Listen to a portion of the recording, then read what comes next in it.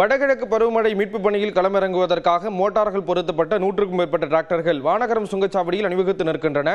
இது குறித்த தகவல்களை செய்தியாளர் சோமசுந்தரம் வழங்க கேட்கலாம். சோமசுந்தரம், விவரங்கள் பகிர்ந்துக்கலாம். ஸ்ரீராம், சென்னையில் வடகிழக்கு பருவமழை தொடங்கியுள்ள நிலையில் வெள்ள மீட்பு பணிக்காக முன்னெச்சரிக்கை நடவடிக்கையாக தற்போது சென்னை மாநகராட்சி சார்பில் 100க்கும் மேற்பட்ட டிராக்டர்கள் வரவழைக்கப்பட்டுள்ளன. அந்த டிராக்டர்கள் வானகரம் டோல்கேட் அருகே நிறுத்தி வைக்கக்கூடிய காட்சியெல்லாம் தற்போது நாம் நேரடியாக பார்த்து வருகிறோம்.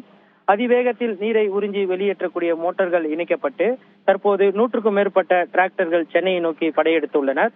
மழை வெள்ளம் மீட்பு பணிக்காக விவசாய டிராக்டர்களை சென்னை மாநகராட்சி நிர்வாகம் வாடகைக்கு எடுத்து தற்பொழுது இங்கு நிறுத்தி வைக்கப்பட்டுள்ளது குறிப்பிடத்தக்கது. அதே போன்று இங்கிருந்து மண்டலங்கள் வாரியாக பிரித்து அனுப்பவும் அதிகாரிகள் முடிவு செய்து உள்ளனர். சென்னை மாநகராட்சி அதிகாரிகள் முன்னேற்பாட்டால் தற்போது எப்பேற்பட்ட மழை பெய்தாலும் தமிழக அரசும் சென்னை மாநகராட்சியும் தயார் நிலையில் உள்ளதை இந்த செயல் தற்போது காட்டுவது குறிப்பிடத்தக்கது. எங்கு தண்ணீர் எந்த பகுதியிலும் தண்ணீர் தேங்காதவாறு சென்னை மாநகராட்சி அதிகாரிகள் தயார் நிலையில் இந்த பணிகளை செய்து வருவதாக தெரிவித்துள்ளனர்.